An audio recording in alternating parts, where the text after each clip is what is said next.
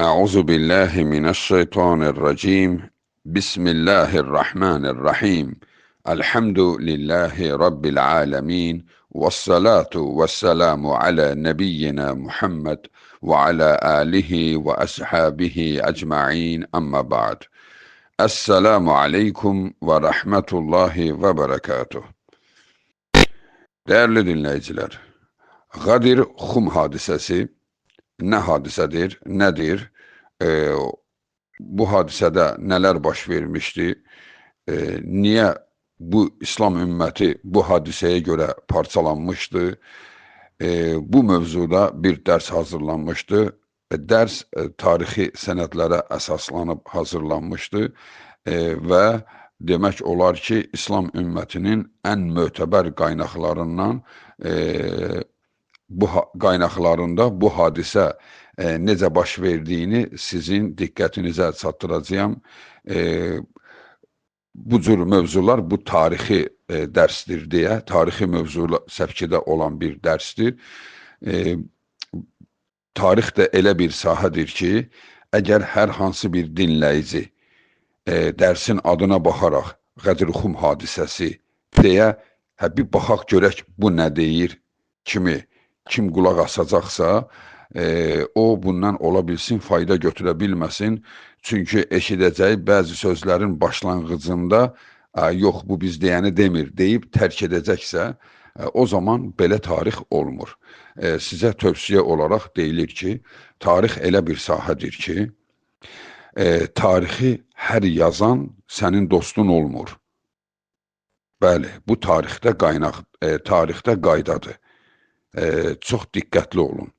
Hər tarixi yazan sənin dostun deyil. Baxarsan ki, hər xalq öz xeyrinə hadisələri yazır. Amma dünya tarixində ad qoymuş güclü tarixçilər, bilirsiniz onların gücü nədir? Hətta öz ölkəsi olsa belə doğrunu yazır. Bax, bu tarixçilər dünya tarixində tarixçi olaraq qeydə düşür. Ona görə də tarix belə sahədir. Yəni, mənə sərf edir kimi dinləmə. Dinləyərkən bir söz xoşuna gəlməsə, bu mənim xoşlamadım bunu, bu nə danışır, çıxıb getmə. Sən bu qədər bilirdinsə, bu qədər hadisənin necə baş verdiyindən xəbərdarsansa, daha niyə qulaq asırsan ki? Sən bilirsənsə filan hadisə necə olub, daha bunu dinləməyə dəyməz. Deməli, qulaq asırsansa, deməli səndə qaranlıq olan yerlər var. Qulaq asırsan, ehtirasın sənə güc gəlir. Yəni, ambisiyaların sənə güc gəlir və deyirsən ki, yox, bu bizdən deyil, buna qulaq asmayım. Və qulaq asmırsan və beləliklə də 1400 ildir aldanmış bir xalq yenə də aldanmış olaraq həyatına davam edəcək. Ona görə də dəyərli insanlar, tarixi incəliyib, qaynaqlarına baxıb, özü də bir aspektdən deyil, bir neçə sahədən, hətta rəqib sahələrdən. Misal üçün, dünya olaraq türk xalqlarının ən ciddi rəqiblərindəndir Çinlilər. Amma nədənsə türk tarixinin ən ciddi sənətləri Çin səlnamələrində yatır. Ən güclü türk tarixi Çinlilərin səlnamələrində yatır. Deməli, düşmən olsa belə, onda çoxdur. Niyə? Çünki rəqibdir deyə düşmənin bütün tarixi sənətlərini özündə toplayır ki, həyatını düzgün qura bilsin. Bizlər də əgər bir tarixi hadisəni incələmək istəyiriksə, daha doğrusu düzgün başa düşmək istəyiriksə, faktlara söykənmək lazımdır və görmək lazımdır və düzünü yaşamaq lazımdır.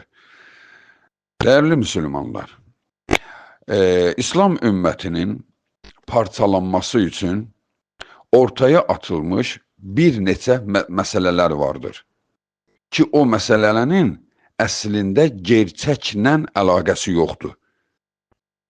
Onlardan biri də, bax, bu Qədir-Xum hadisəsidir ki, bunun əsli, qurulma səbəbi müsəlmanları parçalamaqdır, zəifləşdirməkdir. Burada kiminsə adını çəkib ona ürəyə yanmışlıq göstərməyin hamısı əslində bir hilədir. Necə ki, bugün məlumdur bu cür siyasətlər. Misal üçün, İsrail İranı bombardıman edir, ölkəni alt-üst edir və xalqını öldürür.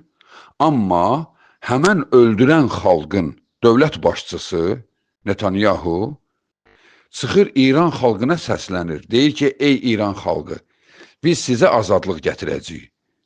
Biz bunları sizin üçün edirik. Bunu eşidən hər kəs qızıqlanır. Deyir ki, axmağa bax, ölkəni alt-üst edir. Deyir ki, sizə azadlıq gətirirəm. Mənim xalqımı qırandan sonra hansı azadlıqdan söhbət gedir? Amerikan dövləti İraqa hücum edəndə dedi, ey İraq xalqı, sizə azadlıq gətirəcəyəm. İraqı alt-üst etdilər. Bax, biz buna inanmırıq. Deyirik ki, nə yalan danışır. Ölkəni dağıdır, deyir ki, azadlıq gətirirəm.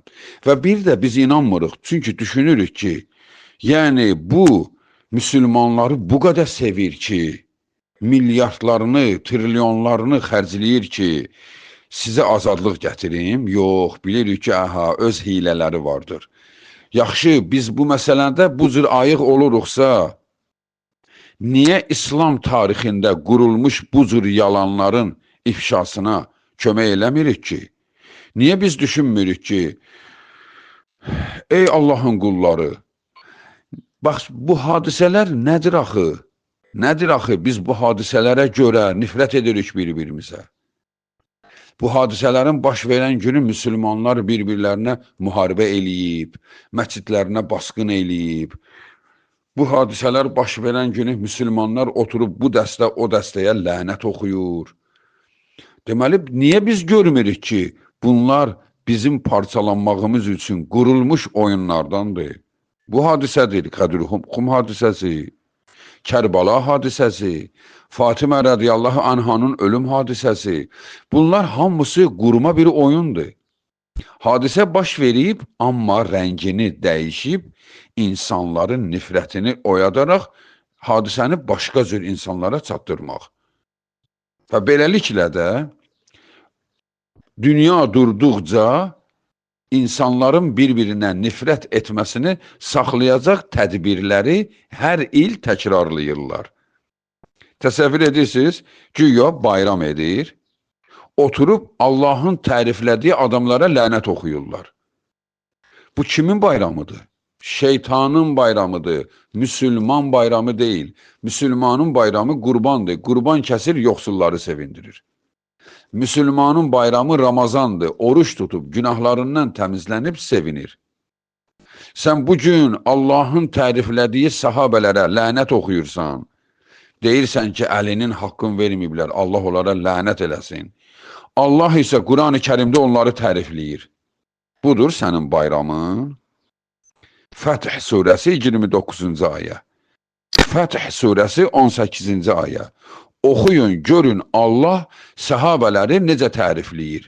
Əbu Bakrı, Öməri, Osmanı, Əlini və digərlərini. Görün Allah necə tərifləyir orada. Amma sən bayram deyir, bayram adının altında oturub onlara lənət oxuyursan və deyirsən bayramdır, bu şeytanın bayramıdır. Bunu bayram edənlər də şeytana uyublar. Nədir bu hadisə? İmam Müslimin 2408 saylı hədisdə bir hadisəni, bir Resulullahın xütbəsini qeyd etmişdi. Ki orada deyir ki, hədislə rəvayət olunur Zeyd ibn Arqamla. Və orada deyilir ki, Allahın Resulü sallallahu aleyhi və səlləm Xum çölünə çatanda, bu arada sizə onu da deyim, Qədir-Xum deyil, Qədir-Xum deyil,Ğıyladır, Ğı, Qədir-Xum. Qədir-Xum sözünün mənası Xum dərəsi, Xum dərəsi. Qədir ərəbcə dərə deməkdir. Xum da ərəblər qalmış suya deyirlər. əsasən iylənmiş suya. Gölməçə olur ki, yəni suyu hərəkət etmir deyə suyu biraz iylənir. Onlar ona xum deyərlər. Bunun da adı Qadir xum. Yəni iylənmiş su dərəsi. Deyiləcək bir yer vardır. Məkkə ilə Mədinənin arasındadır. Daha doğrusu Mədinəyə az qalmış bir yerdədir. Həmən yerdə Allahın Rəsulu sallallahu aleyhi və səlləm həcdən qayıdarkən karvanı orada saxlayıb xütbə verdi və xütbəsində demişdi: Mən kuntu mavlahu fəali mavlahu. Kim məni özünə dost bilirsə, Əli də onun dostudur. Allahümme vali men valahu və adi men adah. Allahım, kim ona, yəni Əliyə dostursa, sən də ona dost ol. Kim Əliyə düşməndirsə, sən də ona düşmən ol, Allahım. Hədisin bu hissəsini İmam Tirmizi Həsən sənəd ilə rəvayət etmişdir. Bəli. Bax, indi biz bu məsələnin ən incə nöqtəsinə toxunaraq, nədir bu hadisə? Niyə Allahın Rəsulü durmuşkən qalıb Əli ilə insanların arasını düzəltməyə çalışdı? Niyə Allahın Rəsulü bu sözü dedi? Nə baş vermişdi? Baxın, əsli qayəni bir qrup insan danışmır. Demir ki, düşmənçiliyin səbəbi bilinməsin. Ki, onlar bunu deyirlər ki, Allahın Rəsulü güya burada karvanı saxladı və bilirdi ki, bu mənim axırıncı ilimdir və elan elədi ki, məndən sonra mənim yerimdə olacaq adam Əlidir. Deməli, bax, düşmənçiliyin toxumun buradan səpirlər. Ki, Allahın Rəsulundan sonra Əli xəlifə olmalıydı, olmadı, Əbu Bakr oldu, Ömər oldu, Allah onlara lənət eləsin deyə bu sözü ortaya qoymağa, haqq qazandırmağa çalışırlar. Amma mən sizə bugün niyə Allahın Rəsulü burada karvanı saxladı, onu deməyə çalışacağım. İndi bu o demək deyil, indi siz birinci dəfədir bunu eşidirsiniz. Bunu bizdən də xeyirliləri danışıblar. Bu qaynaqlardadır, İslam tarix kitablarındadır. Sadəcə olaraq bunu sizin hər dəfəsində diqqətinizə çatdırmırlar ki, bunu unutturmağa çalışırlar. Güya ki, Allahın Rəsulü yerinə xəlifə seçib. Əslində isə tamamilə məsələ tərsədir. Tamamilə tərsədir. Əli ibn Əbu Talibin bir xətası var idi. Allahın Rəsulü sallallahu aleyhi və səlləm o xətanın dostluqla həll edib. Nədir bu məsələ? Diqqətlə dinləyin, dəyərli dinləyicilər. Allahın Rəsulü sallallahu aleyhi və səlləm bildiyimiz kimi vida həccinə gedəndə, yəni həyatının ən sonuncu həcc mərasiminə gedib. Həmin həcc mərasimindən qayıtdıqdan sonra bir ayın içində dünyasını dəyişmişdi. 20 neçə gün, 22 gün. 22 günə dünyasını dəyişmişdi.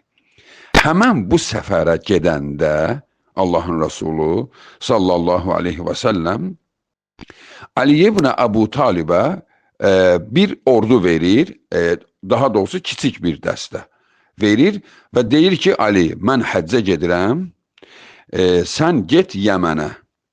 Yəməndə cihad gedirdi onda. O cihadda yığılmış qənimətləri götür, gəl həccə. Həccdə birləşəcəyik və sonra qayıdarıq Mədinəyə birlikdə. Və qəniməti də gətir. Çünki o qənimətin, o döyüşün əsasən qəhrəmanları xəbər verirlər ki, ya Rasulullah, qənimət çoxdur, yığılıb burada. Adam göndər, bunu aparsın. Allahın Rəsulü sallallahu aleyhi və səlləm də Əliyə 20-30 nəfərdən ibarət dəstə verir ki, gedin o qəniməti götür, gəl, həcdə birləşək, sən də həcc ziyarətini et və birlikdə qayıdarıq Mədinəyə, qəniməti də gətirərik Mədinəyə. Ali ibn Əbu Talib, sizə də danışdığım bu hadisə əsasən İbn Kəsirin Əl-Bidayə və Nihayə adlı kitabından İbn İshaqdan olan rivayətdir. Əl-Bidayə və Nihayədə İslam ümmətinin elmliləri bunu bilirlər. Ən ciddi İslam tarixidir. Ən ciddi tarixdir. İbn Kəsir tərəfindən yaradılmış, yazılmış bir kitabdır. Bu, həm o qaynaqdan sizə diqqətinizə çatdırılır, həm də İmam Əhmədin Bureydədən etdiyi rivayətdir. Deməli, ən mötəbər İslam qaynağından bu hadisənin əslində necə baş verməsinin təfərrüatıdır. Və Ali ibn Əbu Talib gedir Yəmənə. Gedir və orada hesab kitab edir, bütün qənimətləri yığır, içində kölələr olmaq şərti ilə, kölələr, nə bilim, xurmalar, qızıl, parça, nələr var idisə, hamısını yığır karvana və qayıtmalıdır. İndi bu hadisələr də bir neçə gün çəkir də, orada bunun baş verməsi. Qənimətlərin içindən, kölələrin içindən bir qadını Ali ibn Əbu Talib götürür, özünə götürür. Və bunu götürülməsini oradakı döyüşçülər görürlər. Buna deyirlər, sən nə edirsən? Deyir ki, məni Allahın Rasulü bura əmir göndərib, mən də xoşladığım bir şeyi götürdüm özümə. Və onlar deyirlər ki, bu olmaz. Həmən vaxta qədər də qəniməti ancaq Allahın Rasulü bölərdi.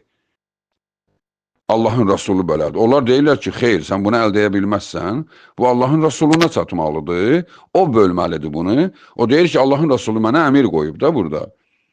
Bax, beləcə aralarında söz-söhbət olur. Dəyərli insanlar, hadisənin əsli səbəbi budur, ha. Aralarında söz-söhbət olur. Söz-söhbət nə idi? Onlar deyirlər ki, əslində biz bu döyüşün iştirakçılarıyıq, sən isə hazır məhsulu aparmağa gəlmirsən. Sən, biz bundan istifadə etmədiyimiz halda, yəni deyirik ki, yəni bunu Allahın Rasulü bölməlidir.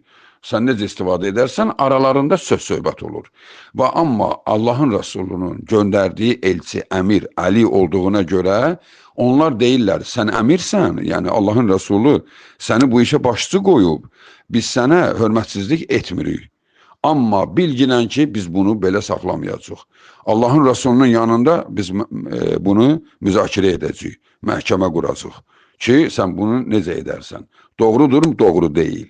Amma sənə indi itaat edirik, əmirsən, səndən dərinə getmirik. Ali ibn Əbu Talib və yığdıqlarını yığır və qayıdır, gəlir. İndi, baxın, hər birimizin dini məsələlərdən də kənarda vicdanımız var da. Vicdan içdə insana ən gerçəyi deyir. Ali ibn Əbu Talib içində narahat idi ki, yəni bu söhbət Allahın Rasuluna çatması, yəni onun kürəkənidir deyə utanırdı. Biraz narahat idi. Narahat idi və Ali ibn Əbu Talibin də xarakteri belə idi. Onun narahat edici bir şey olanda küncə çəkilirdi. Çəkilirdi, bir tərəfli qalırdı. Sanki küsmüş kimi davranırdı. Bu da onun xarakterindən irəli gəlirdi. Və Allahın Rasulü sallallahu aleyhi və səlləm və Alidən bunları təhvil alır, bütün mülkü və karvana qoşulur. Bunlar həcc ziyarətini edirlər. Və Rasulullah görür, Ali nəsə narahatdır, nəsə belə sözlü birinə bənzəyir. Amma özü də buna toxunmurdu, fikirləşirdi ki, bəlkə nəsə olub, indi ehtiyac olsa deyər, yoxdur deməz. Və sonra sahabələrdən yolda gələrkən dedilər və həmin hadisənin iştirakçıları, ya Rasulullah, Əli sənə dediyi hadisəni. Dedi, yox, nə hadisəni? Mən deyirəm, Əli də nəsə nigarandır, nəsə bir şey olub, dedi, bəli, aramızda hadisə, belə bir hadisə var. Əli Beytülmaldan, qabaqcadan öz başına, özü üçün götürüb istifadə edib. Bu nə qədər doğrudur? Bir rivayətdə keçir, bu Bureydə idi. Bunu deyən, Bureydə. Rasulullah əsəbləşir. əsəbləşir. Və buraya da bunu deməyinə də biraz peşiman olur ki, Resulullahın xoşuna gəlmədi. Bunu deməyim deyəsən. Yəni, Əhmədin rivayətində buraya da bunu deyir. Və beləcə Allahın Rasulü deyir, heç kəs heç bir sözü danışmasın. Mən bu məsələni müzakirə edəcəyəm. Sakit qalın. Yəni, bir-birinizlə çəkişməyin. Sakit qalın. Baxın, Allahın Rasulü karvanla gəldi. Və orada Allahın Rasulunun 120 mindən yuxarı müsəlman var idi. Onlar hamısı hissə-hissə hərə öz ərazisinə ayrıldı. Yolu gələ-gələ 3000 getdi, 2000 getdi. Bax, beləcə gedirlər, boşalırlar. Allahın Rasulü sözü eşidən kimi müzakirə etmədi. Elə ki, yalnız Mədinəlilər qalıb orada, yəni Mədinəyə gələcək adamlar qaldı orada. Bax, həmən yerdə Mədinənin girişinə az qalmış Xum dərəsi, Qadir Xum dərəsində karvanı saxlatdırdı.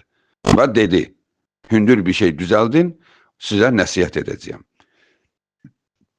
Və atların yəhərlərini bir-birinin üstünə qoyaraq hündür bir şey düzəltdilər. Yəni, biraz hündür. Allahın Rasulü ora çıxaraq əlini də yanına saxladı. Və daha doğrusu məsələni öyrənmişdi. Soruşdu, nə baş verib? Dedilər, hal qəziyə belədir, belə təfərrüatı ilə öyrənmişdi. Və Ali ibn Əbu Talib də tedirgindir və narahatdır ki, yəni birdəm Allahın Rasulü ona deyər, bu nə işdir görmüsən? Bu da utanar yəni utanır bu mənasında. Və dedi, Allahın Rasulü deyir, əvvəl sahabə deyir, daha doğrusu sahabələr, 30'a yaxın sahabə bu hadisəni rəvayət eləyib. Və deyir ki, Allahın Rasulü bizi inanılmaz bir qardaşlıq xütbəsi ilə nəsihət etdi. Qardaşlıq xütbəsi ilə. Qardaş olun, möhkəm olun, şeytanı aranıza buraxmayın. Niyə hər hansı bir hadisəyə görə bir-birinizlə küsüşürsünüz? Küsməyin, məsələni incəliyin, doğru nədir ona tabi olun və beləcə qardaş olun. Yəni bir-birinizlə bir şeyi araşdıranda düşmən kimi araşdırmayın. Nifrət etməyin bir-birinizə. Siz qardaşsınız. Allah bizi qardaş edib bir-birimizə. Gözəl bir nəsihət etdi və sonra dedi, ey müsəlmanlar, mən kuntu mavlahu fəali mavlahu. Kim məni özünə dost bilirsə, o Əlini də özünə dost bilsin. Allahım, kim Əlini sevirsə, sən də onu sev. Allahım, kim ona düşməndirsə, sən də ona düşmən ol. Deyəndən sonra bu artıq bütün oradakı iştirakçılara, Əliyə qarşı soyuqluğu olanlara ibrət oldu.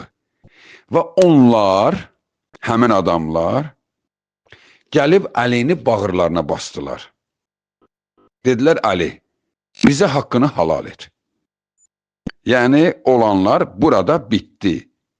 Baxın, o sahabələr var idi, Əliyə qarşı çıxmışdılar. Onlar haqlıydılar, ha. Baxın, dəyərli insanlar, bəzi insanlar tarixi incələmə edəndə, ay yox, Əliyə bu söz deyilməz deyir, ha. Sən nə düşünürsən? Əliyə bu söz deyilməzsə, əks tərəfə deyilə bilər ki, onların hamısı sahabədir də.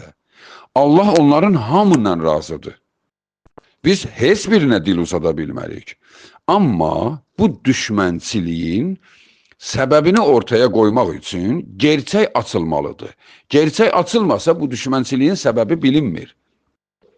Və onlar da Allahın Rəsulunun bu nəsihəti ilə, Allahın Rəsulu əslində onlara nəsihət etdi. Əslində bilirsiniz, İslam tarixçiləri, İslam mühəddisləri bu hədisi bilirsiniz nə ad vermişdirlər? Allahın Rəsulunun Əlinin təmizə çıxartma hadisəsi. Əslində Əli ibn Əbu Talibdə problem var idi o söhbətdə. Allahın Rəsulu onu təmizə çıxartdı. Dedi ki, qutarın məsələni. Məsələni qutarın, nifrət etməyin bir-birinizə. Qardaşsınız. Məsələ bitmişdi. Onlar da gəlib dedilər, Əli, bitdi məsələ. Aramızda artıq heç bir şey yoxdur. Bu məsələnin əsli səbəbi budur. Görün, indi bunlar nə düzəldiblər? Bunlar bunun ardıyca başlayırlar öz bütün hilələrini qurmağa. Sahabələr, Allahın Rasulü dedi ki, məndən sonra Əli xəlifədir. Nə əlaqəsi var xəlifə sözü ilə, dövlət başçısı sözü ilə, vəli, Mövla sözünün nə əlaqəsi var? Kim məni sevirsə, Əlini də sevsin. Kim mənim dostumdursa, Əlini özünə dost bilsin. Yəni, mənə olan hörmətiniz varsa, onu Əliyə də bağlayın. Yəni, qutarın bu söhbəti. Allahın Rasulü burada məsələdə sülh gətirmişdi.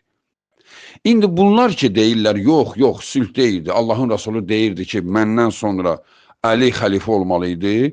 Yaxşı, indi bir buna alternativ, buna rədiyyələr verilir, əks cavablar verilir. Allahın Rasulü ümmətə xəlifə seçirdisə, niyə ən axırda ən az adam qalan vaxtı etdi bunu? Bu cəmaatı niyə buraxdı? Hamısı gedəndən sonra dedi. İnsanların yanında deyərdi də, elə həcc ziyarətində, bütün müsəlmanların içində deyərdi də. Niyə orada bunu bildiyi halda demədi? Gəldi, ancaq Mədinəlilər qalan yerdə dedi. Bunun səbəbi odur ki, yəni bu söhbəti Mədinəlilər bilir. Bunların arasında həll etmək lazımdır. Hamının bilməsinə ehtiyac yoxdur. Burada bizə də ibrət budur. Əyrini düzəltmək istəyəndə toplumun içində düzəltməzlər. Bilənlərin içində düzəldərlər. Yəni, kim hadisəni bilirsə, onların yanında düzəlt. Bilməyənlərin də yanında düzəldəndə şübhə olur. Deməli, birincisi budur ki, Allahın Rasulü bunu əgər xəlifə etmişdirsə, hamının yanında deməliydi.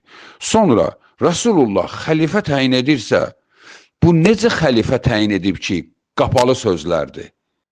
Deyir ki, mən kimin dostuyamsa, Əli onun dostudur, bu Əli o deməkdir. Məndən sonra ən etibarlı adam Əlidir. Bu o demək idisə, niyə aydın demədi ki, ey insanlar, məndən sonra sizi idarə edən adam Əlidir. Niyə bunu demədi? Yaxşı, belə götürək. Yəni, bu detallar var, ha, dəyərli insanlar, bu detallar mühümdür, ha, sən düz başa düşməyin üçün. Bax, belə götürək. Yaxşı, demişdi ki, məndən sonra xəlifə Əlidir. Özü də onlar iddia edirlər ki, kim Əlinin xəlifəliyini qəbul etməsə kafirdir. Yaxşı, Əlini xəlifə təyin etmişdirsə, niyə bəs Əli Ömərin xəlifə olduğuna, Əbu Bakrın xəlifə olduğuna 2 dəfə beyət eləyib, 2 dəfə gəlib deyib ki, Əbu Bakr bizim əmirdir. Və Ömərin xilafəti dövründə isə sonuna qədər, Ömərin xilafətinin sonuna qədər Əli dövlətin baş qazisi olub. Yəni, Ömərin də maaşını Əli təyin eləyirdi. Ömərin də başına bir iş gəlsə, məhkəmə olsaydı, Əli təyin edirdi. Ömər haqlıdır, yoxsa o biri haqlıdır. Təsəvvür et. Əli vəzifədə işləyib. Ömərin xilafət dövründə. Yaxşı, Əmir-əl-Müminin Əli olmalıydısa və kim də onu qəbul eləməsə, kafir olursa, əstəğfirullah, bəs Əlinin durumu nədir? Niyə Əli Əbu Bakrı qəbul edib, Öməri qəbul edib? Bu suala onlar cavab verir. Gülməli cavab, gülməli. Nə? Deyir ki, istəmədi müsəlmanların arasında fitnə qopsun. Bu, başı pozuq insanlara deyilir. Bəs siz niyə istəyirsiniz? Əli istəmədisə, bəs sən niyə istəyirsən? Və yaxud da ki, Allah bu cür deməsinə Əliyə demişdisə, Allahın Rasuluna demişdisə, Əli niyə mübarizə aparmadı bu söz üçün? Niyə demədi ki? Yəni ki, xeyr, mən təyin olunmuşam. Tutaq ki, belə deyək, Əli həya etdi, utandı demədi. Yaxşı, 120 min səhabə bu xəbəri eşidəndən sonra niyə onlardan bir 10 nəfər düzəlmədi? Yəni, bu tarixdə, yəni səhabələrin o qədər mi qeyrətsiz idilər? Onlar niyə demədilər ki, ey Əbu Bakır, bu nə xəlifə söhbətidir? Ey Ömər, bu nə xəlifədir? Siz kimsiz? Axı, Allahın Rasulü seçmişdi. Niyə bunu demədilər? Bax, bu sualı onlara verəndə, onlar deyirlər, bəli, Peyğəmbərdən sonra bütün sahabələr hamısı azğın oldu. İkisinə, üçünə biraz hörmət eləyirlər. Əbu Zər kimi, Salman kimi 2-3 dənə sahabaya hörmət. Bilirsən onlara niyə hörmət edirlər? Onlar Allahın Rəsulundan sonra cihada gediblər, 20 neçə il Mədinəyə qayıtmayıblar. Ona görə onlara dil uzatmırlar. Baxın ha, görün bu necə haldır. Yaxşı, niyə bu sahabələrdən heç biri demədi ki, yəni tarixdə yoxdur bu söz. Tarixdə yoxdur ki, sahabələr deyib desin ki, Ali xəlifə idi də, bunlar niyə seçim eləyirlər? Deməli, bu hadisəni yaşayanlar bilirdilər ki, bu şey olmayıb. Ona görə də bunlar o dönəmdə bu sözü eləyə bilməyiblər. Bu sözü sonradan ortaya çıxardıblar. Yəni, bu hadisənin canlıların iştirakı dönəmində yox, bunlardan sonra. Və ilk dəfə də bu sözü ortaya çıxardan Abdullah İbni Səbə olmuşdu. Yəhudi mənşəlli bir satqın. İslam'a gəlmişdi, amma Ali ibn Əbu Talib onu yandırmaq istədi. Bax, onun fitnəkarlığına görə. Bu sözü o ortaya çıxartmışdı. Və bu da bunu hardan bilirdi? Bu sözü niyə ortaya çıxartmışdı? Əslində o, Yəhudi idi. Yəhudilər Tövratda Musa əleyhissalam öz yerinə Yuşanı vəli təyin etmişdi. İndi də o Tövratda var. Musa Yuşanın əlindən tutub qaldırdı və dedi, ey mənim xalqım, məndən sonra mənim yolumu davam etdirən budur, Yuşa İbn-i Nun. Bax, bu hadisə Tövratda keçir.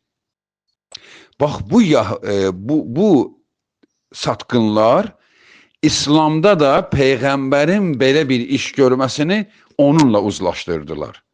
Eyni odur. Bu əslində Yahudilərin adətidir.